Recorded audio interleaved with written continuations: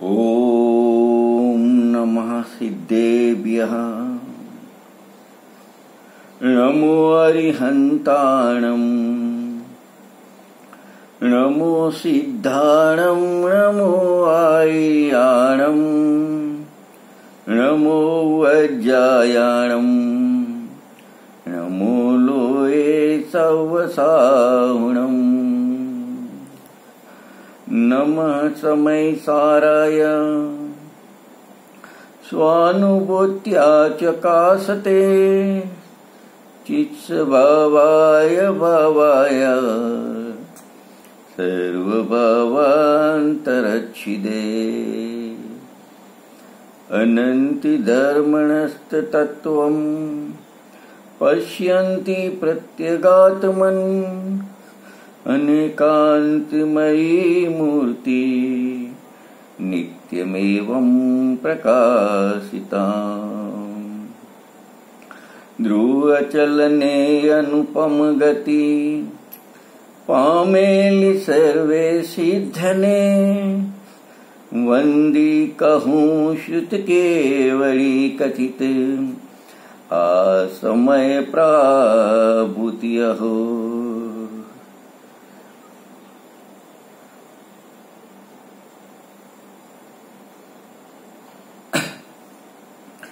ભરત ક્ષેત્રના ભગવાન શ્રી કુંકુન આચાર્ય દેવ રચિત ગ્રંથાધિરાજ સમયસાર ઉપર સ્વાધ્યાય ચાલે છે. એમાં પહેલો પૂર્વરંગ અધિકાર, જેમાં કુંકુન આચાર્ય દેવની પ્રાકૃતમાં 38 ગાથા છે અને અમૃતચંદ્ર આચાર્ય દેવના 32 સંસ્કૃતમાં કલશ છે.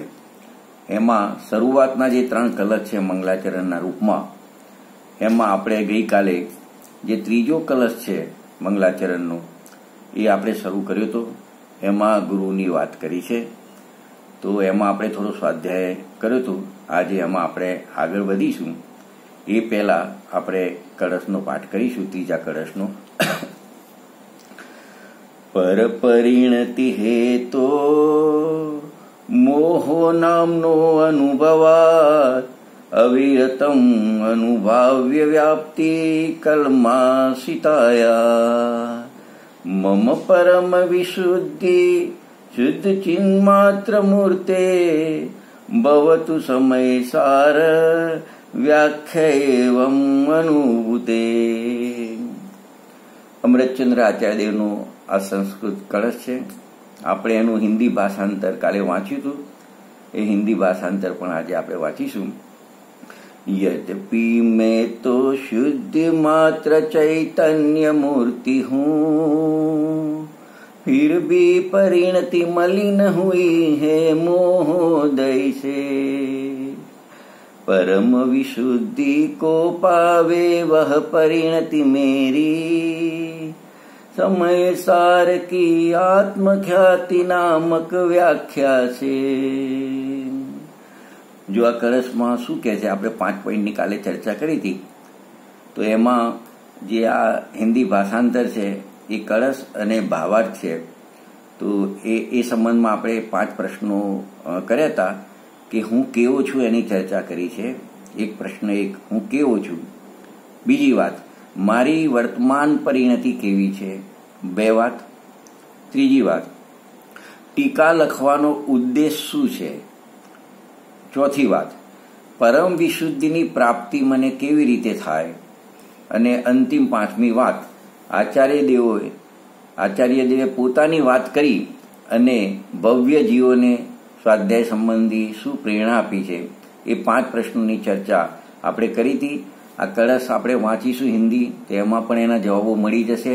જેમ કે હું કેવો છું, તો એની પહેલું જ પદ છે, યદ્યપિ મેં તો શુદ્ધ માત્ર ચૈતન્ય મૂર્તિ છું. હું કેવો છું એનો જવાબ આવી ગયો, શુદ્ધ માત્ર ચૈતન્ય મૂર્તિ છું.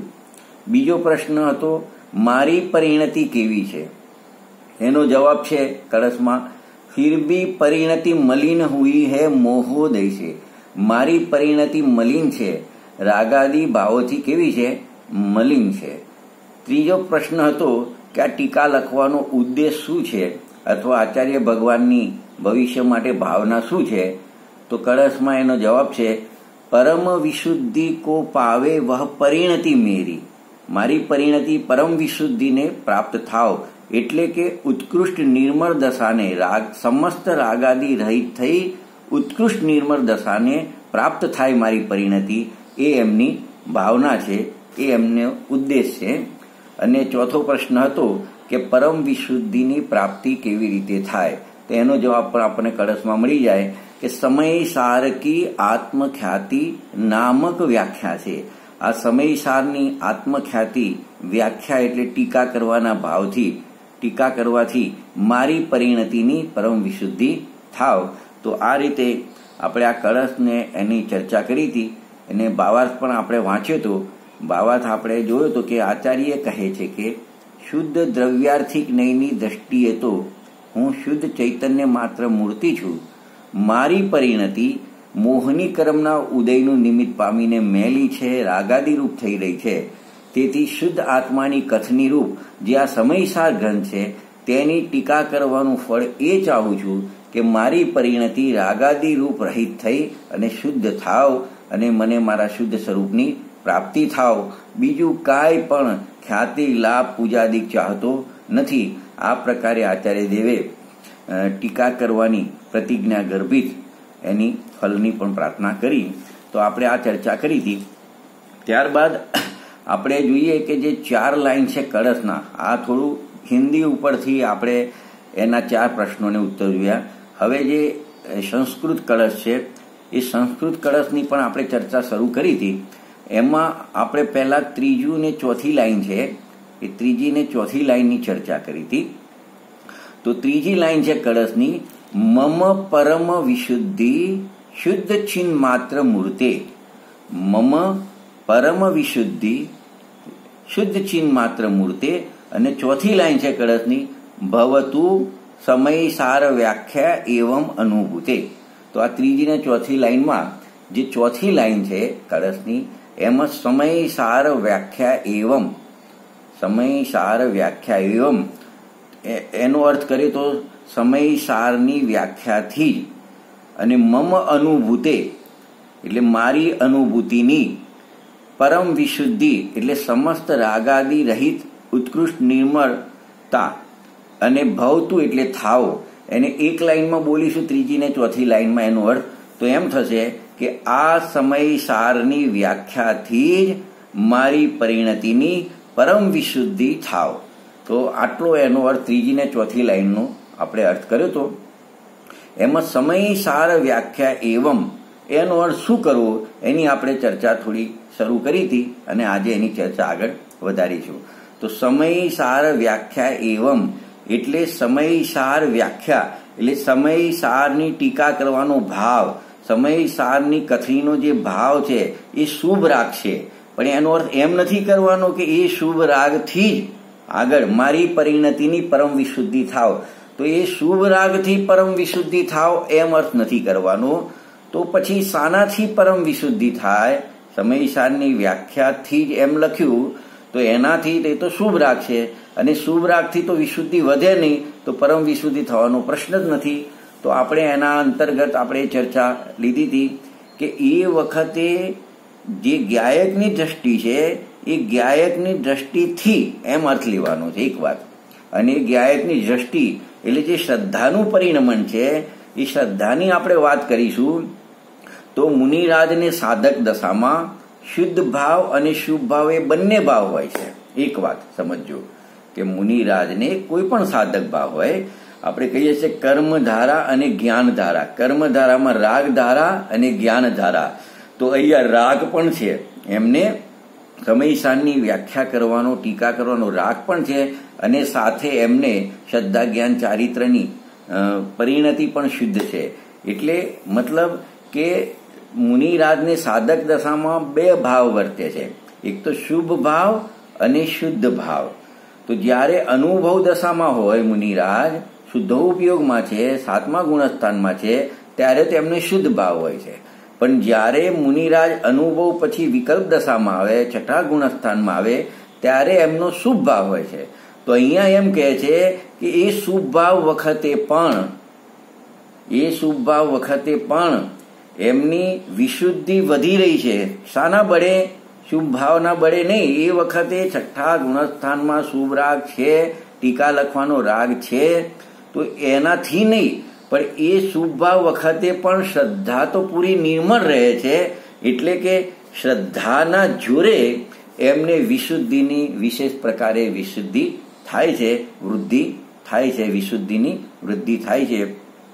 આપણે સાથે જ્ઞાનની પણ વાત કરી હતી કે એ સાધક જીવની જ્ઞાનની વાત કરીએ તો એ શુભ ભાવ હોય કે શુદ્ધ ભાવ હોય, જ્ઞાન તો હંમેશા ક્ષયોક્ષમ રૂપે રહે છે.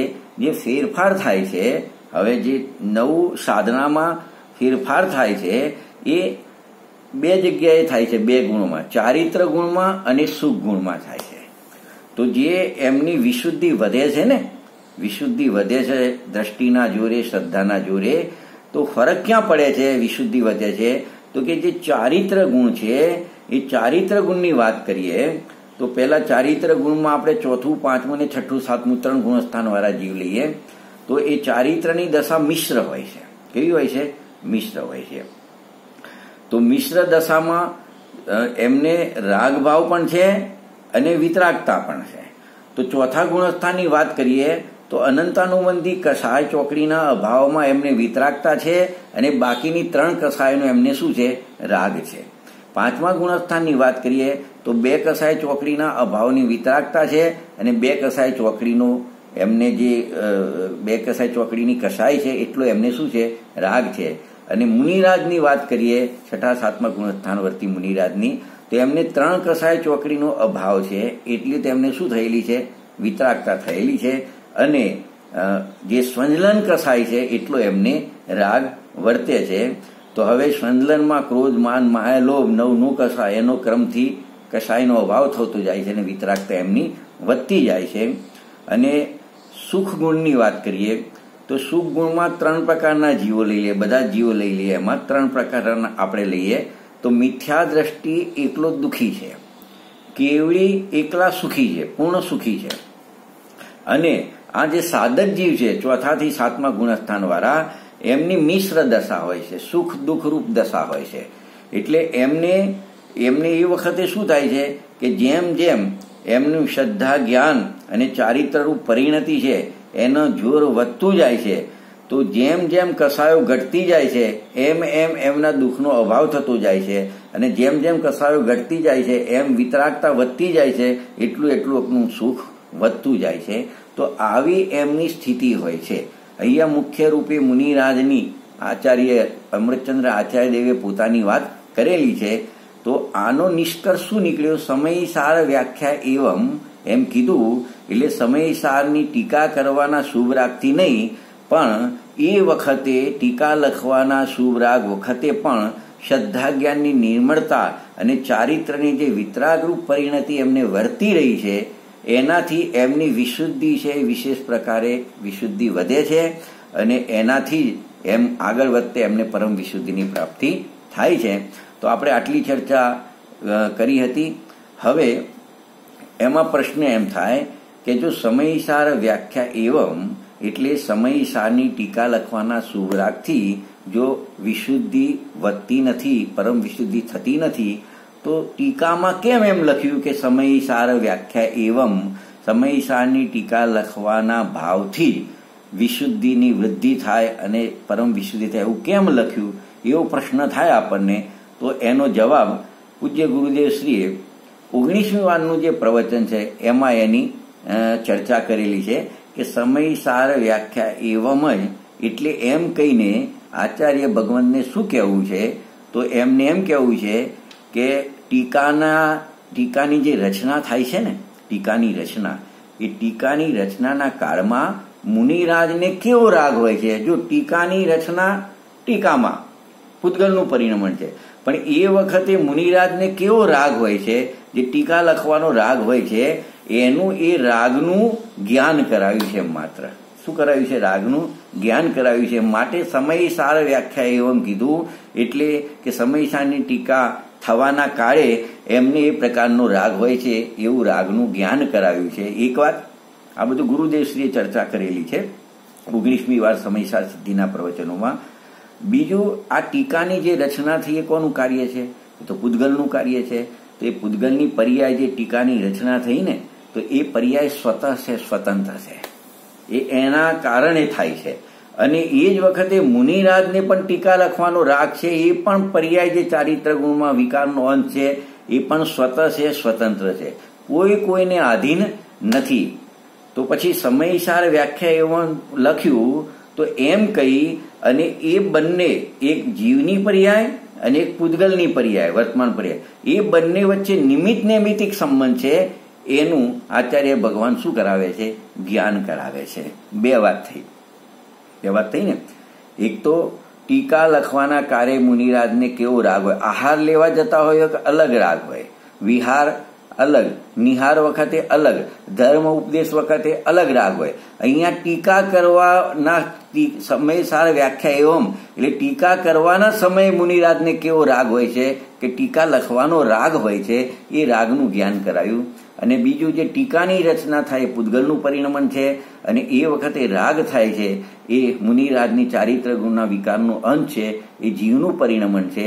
બંને સ્વતઃ છે, સ્વતંત્ર છે, બંને પોતપોતાના કારણ છે, કોઈને આધીન નથી, છતાં બંને વચ્ચે આવો સહજ નિમિત્ત નૈમિત્તિક સંબંધ છે. એનું આચાર્ય ભગવાને શું કરાવ્યું છે? જ્ઞાન કરાવ્યું છે. બીજું, ત્રીજી વાત એમાં એ નક્કી કરીએ તો પછી આ જે વિશુદ્ધિ વધે છે અને પરમ વિશુદ્ધિ થાય છે એનું ખરું કારણ શું છે? તો કે ટીકાની રચનામાં મુનિરાજને ટીકા કરવાનો સુરાગ ભલે હોય, એનું જ્ઞાન તો કરાયું, પણ મુનિરાજને શુદ્ધિની વૃદ્ધિ થાય છે. જે વિશુદ્ધિ હતી એની વિશેષ વૃદ્ધિ થાય છે, વિશુદ્ધિ વધે છે, એનું કારણ એ શુભ રાગ નથી. પણ એ શુભ રાગ વખતે પણ એમને શ્રદ્ધા જ્ઞાન ચારિત્રની જે શુદ્ધ પરિણતિ વર્તી રહી છે, એ શુદ્ધ પરિણતિ છે, એનાથી શુદ્ધિની વિશેષ પ્રકારે શુદ્ધિ થાય છે, વિશુદ્ધિ થાય છે અને પરમ વિશુદ્ધિને પ્રાપ્ત થાય છે. તો પહેલા સિદ્ધાંત તમારે આમાં એ નક્કી કરવાનો છે કે ટીકા કરવાના ભાવથી, એટલે કે શુભ રાગથી ક્યારેય વિશુદ્ધિની વૃદ્ધિ થાય નહીં, છતાં પણ ટીકાની કરવાના કાળમાં વિશુદ્ધિની વૃદ્ધિ તો મુનિરાજને થાય છે. કેમ કે એમને એ સમયે પણ અંદર શ્રદ્ધા જ્ઞાન ચારિત્રની જે પરિણતિ, શુદ્ધ પરિણતિ વર્તી રહી છે, એના લીધે એમને વિશુદ્ધિ વધતી જાય છે. આમ ટીકાની રચનાનો કાળ અને મુનિરાજને બે છે, રાગે છે અને વિશુદ્ધિ છે, અને વિશુદ્ધિ વધતી છે. તો આ બાજુ રાગ છે અને આ વિશુદ્ધિ વધવાનો, બંનેનો કાળ એક છે. તો બંનેનો એક કાળ જોઈને એમ કહી દીધું કે સમયસારની ટીકાથી જ, સમયસાર વ્યાખ્યા એવમ, એટલે સમયસારની ટીકા કરવાથી જ એમની વિશુદ્ધિની વિશેષ વૃદ્ધિ અથવા પરમ વિશુદ્ધિ થાય છે, એવું કથન કરી દીધું છે. પણ ખરેખર એ વખતે શુભ રાગ વખતે, ટીકા લખવાના રાગ વખતે, ટીકાની રચના થતી હોય એ વખતે પણ એમની દ્રષ્ટિ તો, આચાર્ય ભગવાનની દ્રષ્ટિ તો સ્વભાવ ઉપર છે, અને સ્વભાવની દ્રષ્ટિના જોરે એમને જે રાગ છે સ્વંદનનો એ ધીરે ધીરે કપાતો જાય છે અને એટલી વિતરાગતા એમને વધતી જાય છે. એમ આચાર્ય દેવને જે સ્વભાવની દ્રષ્ટિનું જોર વધે છે એ વિશુદ્ધિ વધવાનું અને પરમ વિશુદ્ધિ થવાનું મૂળ કારણ છે. પેલું રાગ છે એ કોઈ કારણ છે નહીં. એટલે સમયસાર વ્યાખ્યા એવમ નો અર્થ આ રીતે કર્યો. એટલે જયારે આ સાધનાની વાત આવે ને, સાધક જીવની સાધના થાય છે, એ સંબંધમાં ગુરુદેવ 3 વાત કહેતા હતા. એ દરેકે યાદ રાખવા જેવી છે. જ્યારે આ પ્રકારનું કંઈ કથન આવે ત્યારે ગુરુદેવ શ્રી 2-3 વાતો યાદ કરતા હોય છે. એક વાત એમની મુખ્ય છે કે જે ભાવથી ભિન્ન પડવું હોય તે ભાવ ક્યારે સાધન થઈ શકે નહીં. એ ભાવથી સ્વભાવની પ્રાપ્તિ ક્યારે થાય નહીં.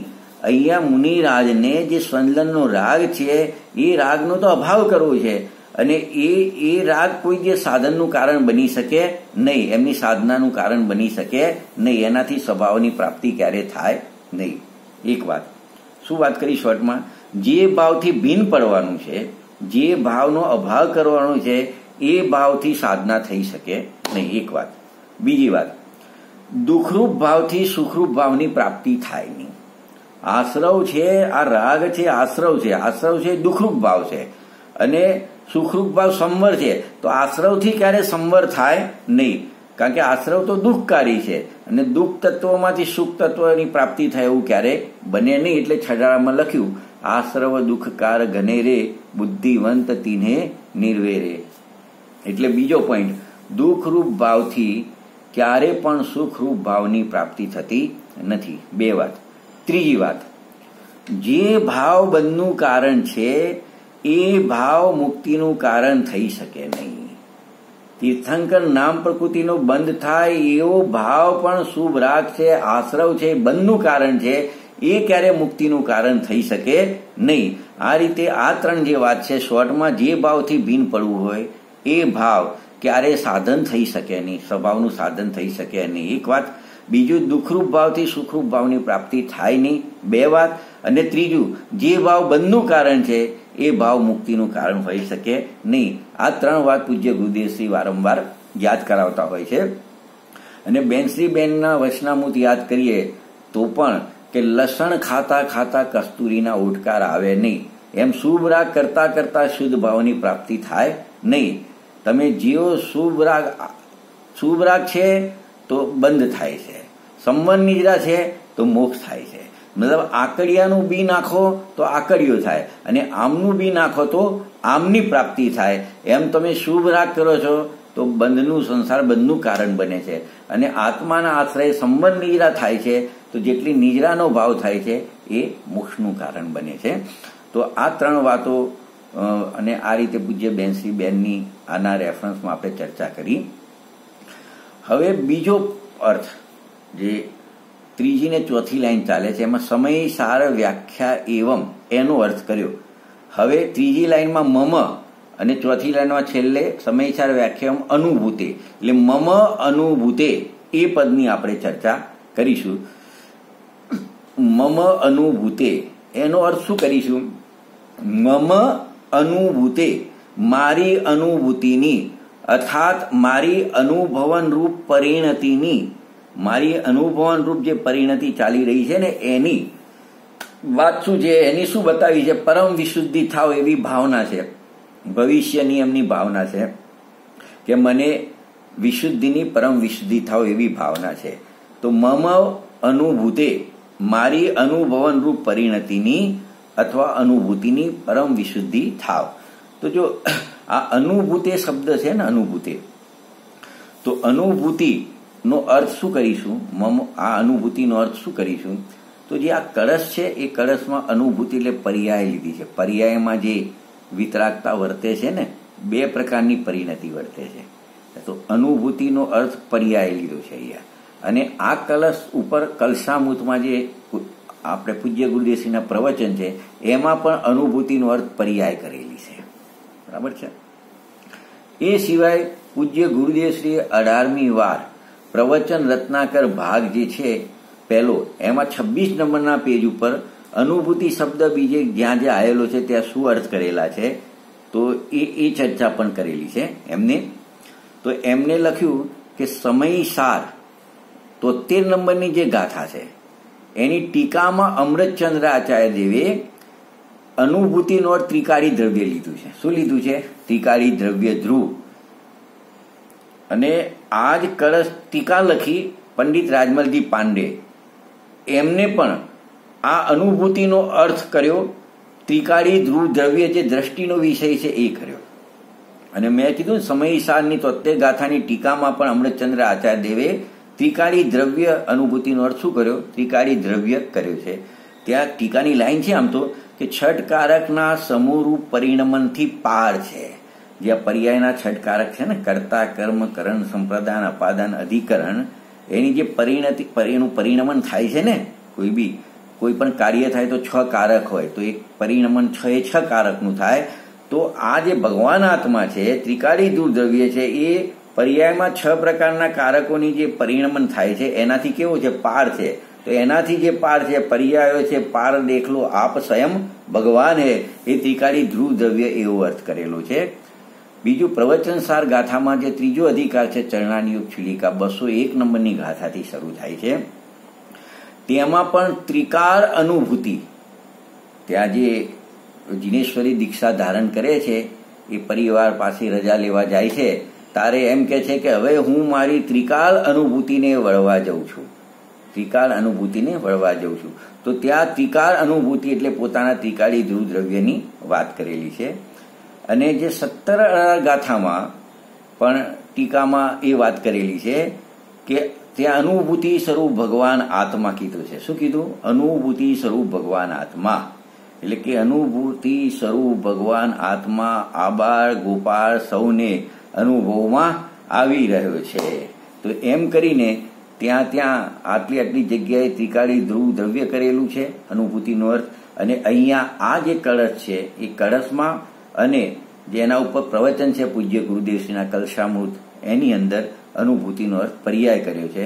તો અહીંયા આપણે અનુભૂતિનો અર્થ શું રાખવાનો છે? પર્યાય રાખવાનો છે. તો આ મમ અનુભૂતિનો આપણે અર્થ કર્યો, એટલે મારી અનુભવન રૂપ પરિણતિ. હવે એમાં એમ કેવું છે એની પરમ વિશુદ્ધિ થાવ એવી મારી ભાવના છે. તો આટલો આપણે અર્થ કર્યો.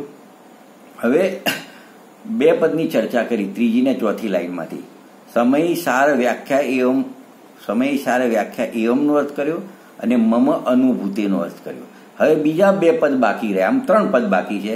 તો બીજા 2 પદની ચર્ચા કરીશું અને બાકીનું જે એક પદ છે શુદ્ધ ચિન્હ માત્ર મૂર્તે, એની છેલ્લે ચર્ચા કરીશું. તો બીજા 2 કયા પદ બાકી રહ્યા? તો એમાં એક તો પરમ વિશુદ્ધિ, કયું પદ છે? પરમ વિશુદ્ધિ. અને ચોથું પદ આવશે ભવતુ એટલે થાઓ. તો એ 2 પદની આપણે ચર્ચા કરીશું. તો પહેલા એમાં આપણે પરમ વિશુદ્ધિનો અર્થ કરીશું કે પરમ વિશુદ્ધિનો અર્થ શું થશે? કે પરમ વિશુદ્ધિ એટલે સમસ્ત રાગાદી રહિત ઉત્કૃષ્ટ નિર્મળતા. જો વિશુદ્ધિ છે મુનિરાજને, વિશુદ્ધિ અલગ અને પરમ વિશુદ્ધિ અલગ. અત્યારે વિશુદ્ધિ તો છે, એમાં 3 કસાય ચોકડીનો જેટલો અભાવ થયેલો છે એટલી વિશુદ્ધિ છે. પણ અહીંયા પરમ વિશુદ્ધિ શબ્દ છે, એટલે ચોથો જે સ્વંદન કસાય છે એટલો રાગ છે એનો પણ અભાવ થાય ત્યારે જે વિશુદ્ધિ થાય એને પરમ વિશુદ્ધિ કહેવાય. એટલે બધી જ પ્રકારના રાગનો વિકારનો અભાવ થાય ત્યારે પરમ વિશુદ્ધિ થાય. તો અહીંયા પરમ વિશુદ્ધિનો અર્થ એમ લખ્યો કે સમસ્ત રાગાદી રહિત જે ઉત્કૃષ્ટ નિર્મળ દશા એને પરમ વિશુદ્ધિ કહી છે. હજુ એની ચર્ચા કરેલી છે, આપણે હજુ એની આગળ ઘણી ચર્ચા કરીશું. એક સામાન્ય પરમ વિશુદ્ધિ એટલે સમસ્ત રાગાદી રહિત ઉત્કૃષ્ટ નિર્મળ દશા, એને કહેવાય પરમ વિશુદ્ધિ. વિશુદ્ધિ મુનિરાજને છે કે હા છે. કઈ વિશુદ્ધિ છે એમને? કે 3 કસાય ચોકડીના અભાવની વિશુદ્ધિ છે. અને એમને પરમ વિશુદ્ધિ થવાવાળી છે કે આ થવાવાળી છે ને ક્યારે? ભવિષ્યમાં. આગળ લખીએ અપ્રતિહદ ભાવે એવો શબ્દ વાપરેલો છે પૂજ્ય ગુરુદેવશ્રીએ. તો એ પરમ વિશુદ્ધિ કેવી રીતે થશે? તો કે જ્યારે આ સમસ્ત રાગાદી વિકાર છે એનો અભાવ થશે અને ઉત્કૃષ્ટ નિર્મળ દશા પ્રગટ થશે, એને કહેવાશે પરમ વિશુદ્ધિ. એને શું કહેવાશે? પરમ વિશુદ્ધિ. તો જો એની 5 પોઈન્ટમાં આપણે ચોથો પોઈન્ટ હતો કે પરમ વિશુદ્ધિની પ્રાપ્તિ કેવી રીતે થશે. હે ને? પ્રાપ્તિ તો થવાવાળી છે, પણ કેવી રીતે થશે? અત્યારે વિશુદ્ધિ છે ને, હવે પરમ વિશુદ્ધિ થાવ એવી એમની ભાવના છે, ભવિષ્યની ભાવના એવી છે.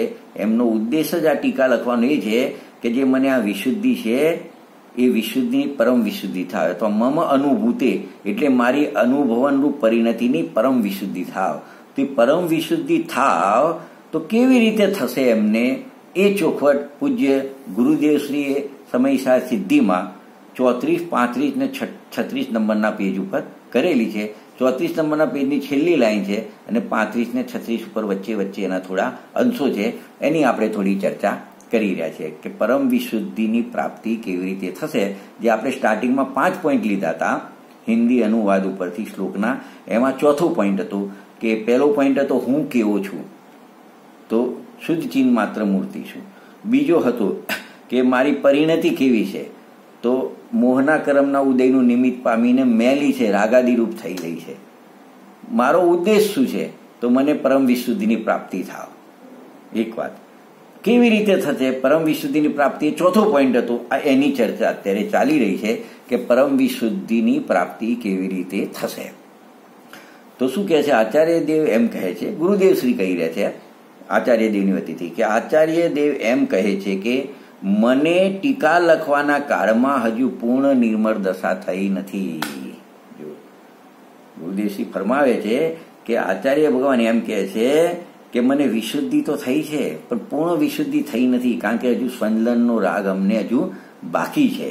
તો કે મને ટીકા લખવાના કાળમાં પૂર્ણ નિર્મળતા થઈ નથી, પણ એ ટીકાના કાળમાં મારું ધ્યેય તો મારા સર્વજ્ઞ સ્વભાવ ઉપર છે.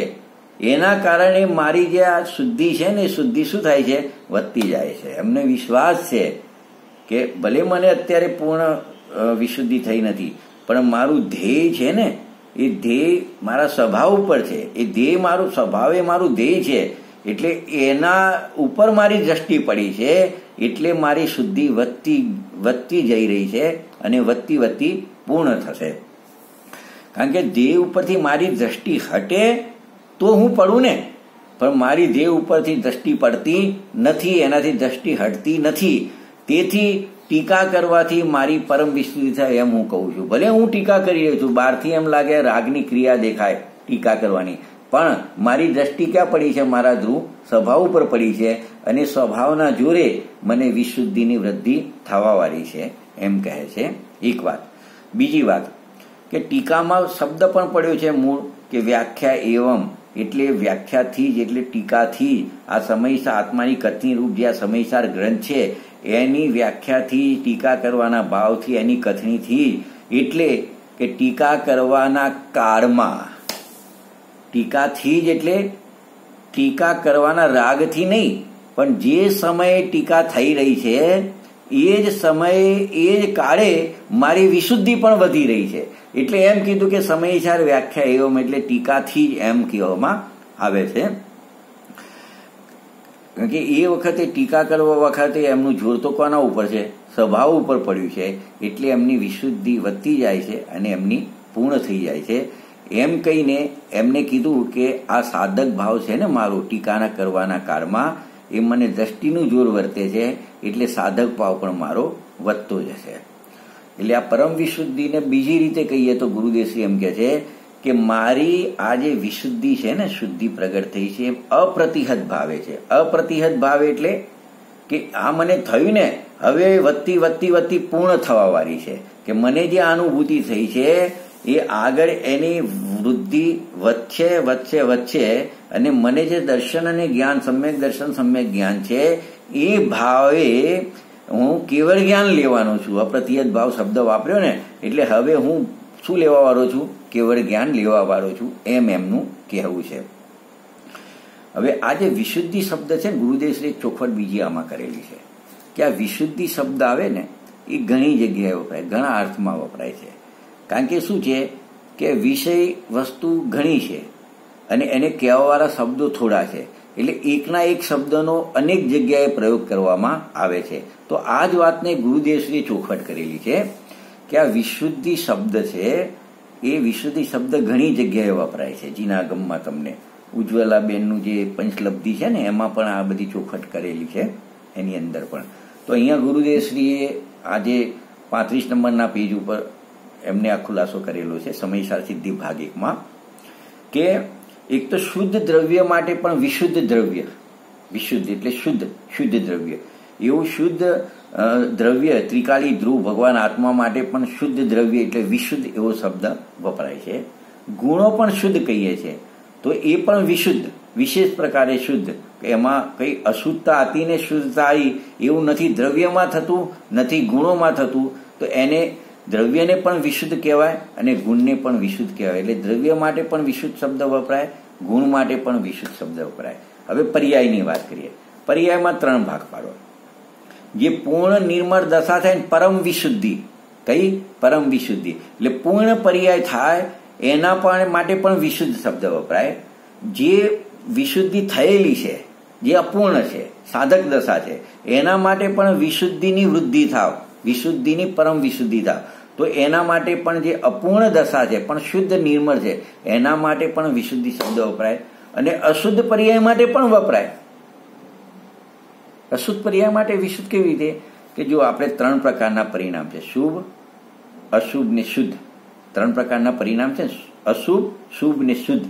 હવે એના 2 કરવા હોય તો અશુદ્ધ અને શુભ, અશુભ ને અશુદ્ધ કહીશું. તો અશુદ્ધ ભાવમાં જે આ શુભ ભાવ છે ને, એ શુભ ભાવ માટે પણ વિશુદ્ધ શબ્દ વપરાય છે. ખ્યાલ આવે ને? તો આવી રીતે 5 જગ્યાએ દ્રવ્યમાં, ગુણમાં અને પર્યાયમાં 3 પ્રકાર, પૂર્ણ નિર્મળ પર્યાય, અપૂર્ણ નિર્મળ પર્યાય અને અશુદ્ધ પણ શુભ ભાવરૂપ પર્યાય, એના માટે આ વિશુદ્ધ શબ્દ વપરાય છે. તો આ કળશમાં વિશુદ્ધ શબ્દ શાના માટે વપરાયેલો છે?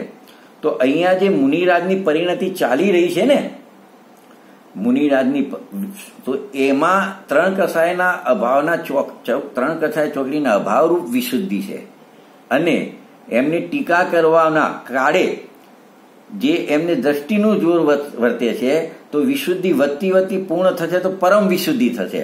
તો વિશુદ્ધિ શબ્દ 2 જગ્યાએ વપરાય છે. એક તો વર્તમાન અને ભવિષ્યમાં એમની પૂર્ણ, વર્તમાનમાં જે નિર્મળ પર્યાય છે પણ અપૂર્ણ છે અને ભવિષ્યમાં પૂર્ણ થવાની છે. અને એમને શુભ રાગ પણ છે મુનિરાજને, એટલે અશુદ્ધ પર્યાય પણ છે. તો અહીંયા 3 જગ્યાએ એવો વિશુદ્ધ શબ્દ આવી શકે છે, પણ આપણે એને સમજવાનો છે. પણ અહીંયા મુખ્ય રૂપથી વિશુદ્ધિ, પરમ વિશુદ્ધિ થાવ, મારી વિશુદ્ધિની પરમ વિશુદ્ધિ થાવ, એટલે નિર્મળ પર્યાય અપૂર્ણ અને પૂર્ણના રૂપમાં મુખ્ય રૂપથી વપરાયો છે. એટલે મુનિરાજને પર્યાયમાં જે વિશુદ્ધતા છે ને, એની સાથે અશુદ્ધતા પણ છે. જો વિશુદ્ધતા ના હોત ને, એમને વિશુદ્ધતા પૂર્ણ નથી, વિશુદ્ધતા તો છે પણ અપૂર્ણ છે. જો અપૂર્ણ ના હોત ને, તો એ એમ ના કહેવાય કે વિશુદ્ધિની પરમ વિશુદ્ધિ થાવ. મતલબ એમને એવું કહ્યું કે આ વિશુદ્ધિની પરમ વિશુદ્ધિ થાવ, એનો મતલબ એમને જે વિશુદ્ધિ છે કઈ છે? અપૂર્ણ છે. અને સાથે એમને અશુદ્ધતા પણ છે, કેમ કે ટીકા લખવાનો જે રાગ છે એ શુભ રાગ છે, એ શુભ રાગ અશુદ્ધતા પણ એમની સાથે રહેલી છે. એટલે મુનિરાજ પોતે કહે છે, અશુદ્ધતાની વાત કરે છે કે મને હજુ પણ અશુદ્ધિ છે, અને એ અશુદ્ધિ ક્યારની છે? અનાદિની છે. એટલે મિથ્યાત્વ, અનંતાનુબંધી, અપ્રત્યાખ્યાન ને પ્રત્યાખ્યાનની અશુદ્ધિ તો ચાલી ગઈ છે, પણ સંલગ્ન સંબંધી જે ચારિત્ર મોહની અશુદ્ધિ છે, એ અંશ મારો અનાદિનો ચાલ્યો આવે છે, અને અત્યારે વર્તમાનમાં પણ એ અંશ મોજૂદ છે. તો એ રીતે એમને આ રીતે એમને વાત કરેલી છે. તો આ રીતે આપણે કેટલા શબ્દો નોંધ કર્યો? 3જી ને 4થી લાઈનમાં આમ તો 5 પદ છે, એમાં 4 પદની ચર્ચા કરી. પહેલું સમય સારે વ્યાખ્યા એવમ, એનો અર્થ કર્યો. બીજો મમ અનુભૂતે, એનો અર્થ કર્યો. ત્રીજું પરમ વિશુદ્ધિ અને ભવતું, એટલે થાવ, પરમ વિશુદ્ધિ થાવ. તો આટલી આપણે 4 પદની ચર્ચા કરી. અને શુદ્ધ ચિન્હ માત્ર મૂર્તિ, એવો જે શબ્દ પડ્યો છે 3જી લાઈનમાં, એની ચર્ચા આપણે અંતમાં કરીશું. એ પહેલા આપણે જે પહેલી ને બીજી લાઈન છે કળશની, એ પહેલી ને બીજી લાઈનની આપણે થોડી ચર્ચા કરી લઈશું. તો પહેલી લાઈનમાં આપણે જે કળશની પહેલી જ લાઈન છે, પર પરિણતિ હેતો મોહો નામના અનુભવાત, આ પહેલી લાઈન છે. પર પરિણતિ હેતો મોહો નામના અનુભવાત, એટલે મોહો નામના અનુભવાતને આપણે બાજુમાં રાખીએ છીએ. પણ પર પરિણતિ એનો આખો પહેલા અર્થ કરી લઈએ આ પદનો, પહેલી લાઈનનો. તો પર પરિણતિનું કારણ જે મોહ નામનું કર્મ, તેનો અનુભાવ એટલે ઉદયરૂપ વિપાકને લીધે, બસ આટલું કહેવું છે. શું એ બીજી લાઈનમાં આવશે? વિપાકને લીધે શું થયું એ આગળની લાઈનમાં આવશે. પણ પહેલી લાઈનમાં શું કીધું? પર પરિણતિ હેતો મોહો નામના અનુભવાત, એટલે પર પરિણતિ હેતુ, પર પરિણતિનું હેતુ એટલે કારણ, જે આ પર પરિણતિ થઈ રહી છે એનું કારણ મોહ નામના, એટલે મોહ નામનું અનુભવાત, એટલે અનુભાવ, એટલે એનો ઉદય, મોહ નામના કર્મનો ઉદય, એને લીધે બસ. પછી આને લીધે શું થયું બીજી લાઈનમાં જઈશું આપણે. એક સામાન્ય અર્થ આ કર્યો. એમાં આપણે પર પરિણતિ જે શબ્દ પડ્યો છે ને, પહેલું પદ પહેલી લાઈનમાં, પર પરિણતિ હેતુ, એટલાનો અર્થ કરીશું. એમાં પણ પર પરિણતિનો, ખાલી પરિણતિની ચર્ચા કરીશું. કેવી છે પરિણતિ, એવો પ્રશ્ન કરીએ ને, તો એમાં ગુરુદેવશ્રીએ 3 વાત લીધી છે. કેવી છે પરિણતિ, પછી આગળ બીજી ચર્ચા કરી. કેવી છે પરિણતિ મુનિરાજની, કેવી છે પરિણતિ? તો શું કહે છે? જો પરિણતિ રાગરૂપ મેલી છે. કેવી છે? પરિણતિ રાગરૂપ મેલી છે, એક વાત. બીજી વાત, એમાં 3 પોઈન્ટ છે એની અંદર. મોહની કર્મનો ઉદય છે. કેમ રાગરૂપ મેલી છે એટલે શું લેવાનું? એક તો મોહની કર્મનો ઉદય છે, એક એ વાત આવી. આ જે પરિણતિ મેલી છે ને, તો કેમ મેલી છે? તો એક તો મોહની કર્મનો ઉદય છે, નિમિત્તથી વાત કરી. બીજું, પર્યાયમાં રાગાદિની યોગ્યતા છે, એ સમયે એ પર્યાયમાં રાગ ઉત્પન્ન થવાની શું છે, યોગ્યતા છે, એમ કહીને ઉપાદાનની વાત કરી.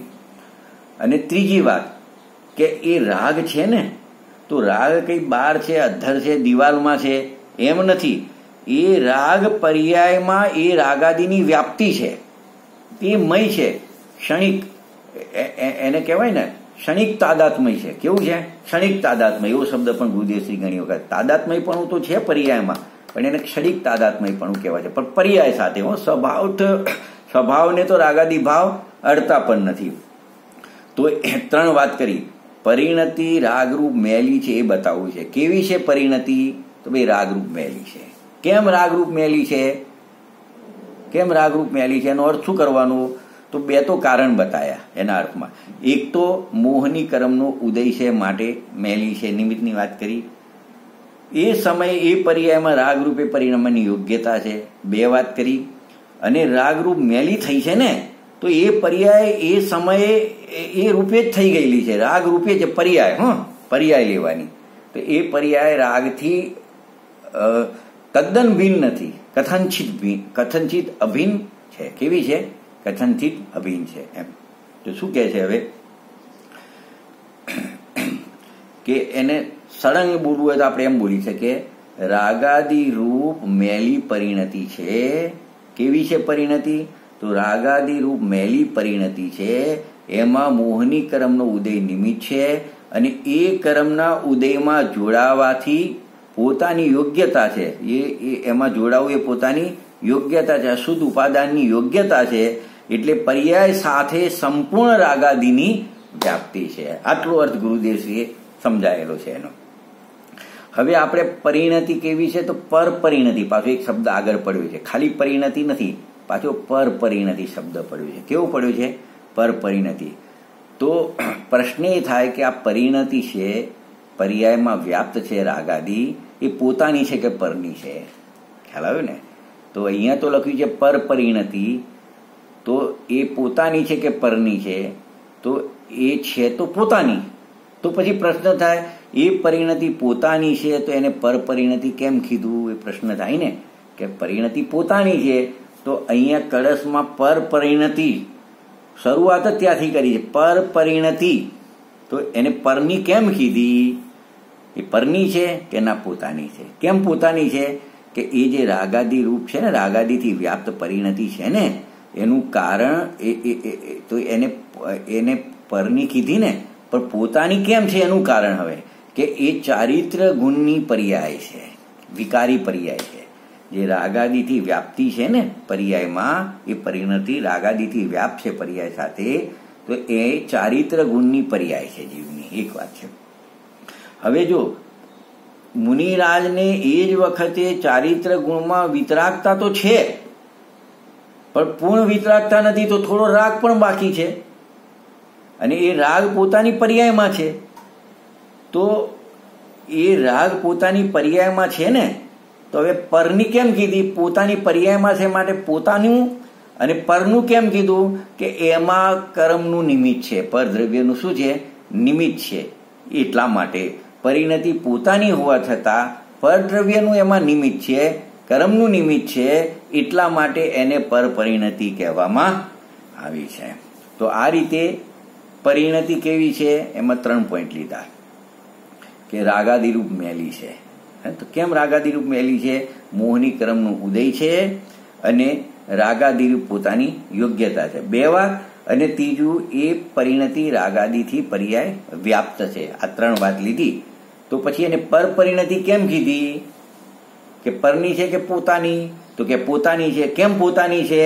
તો કે પોતાના ચારિત્ર ગુણની વિકારી પર્યાય છે. તો પરની કેમ કીધી? કે પર એવા કર્મના નિમિત્તે થાય છે, માટે એ પરિણતિને પર પરિણતિ એમ કહેવામાં આવે છે. છે પોતાની, છતાં પણ એને પરની પરિણતિ છે એમ કહેવામાં આવે છે. તો આ સિવાય પણ પૂજ્ય ગુરુદેવશ્રીએ આની ચર્ચા આગળ કરેલી છે.